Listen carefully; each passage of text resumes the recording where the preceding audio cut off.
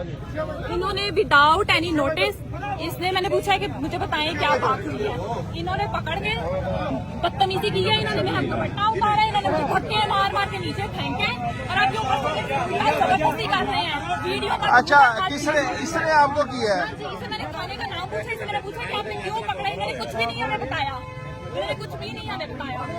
अच्छा, वजह क्या थी? क्या कुछ भी नहीं बताया, कोई जुर्म किया हुआ है तुमने? नहीं, कुछ भी नहीं बताया। वो अंदर बैठे हुए हैं, ये ऊपर से हंस रहे हैं। और ये गाड़ी भी लोकल है, गाड़ी भी लोकल है, ऊपर से हंस रहे हैं। आपके घर ये घर तक आए मैं हैं? एक एडवोकेट हूँ। हाँ जी, मैं एडवोकेट हूँ और इन्होंने जान के ऐसे- किधर आए? किधर है घर? किधर आपका घर? किधर आपका?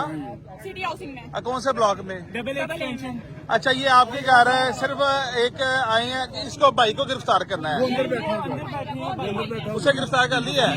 वो क्या करता है? नहीं है, कुछ भी नहीं है, वो बाबा के साथ काम करता है। वो आया, हमें बताएं तो कि क्या मामला आप वालिद है?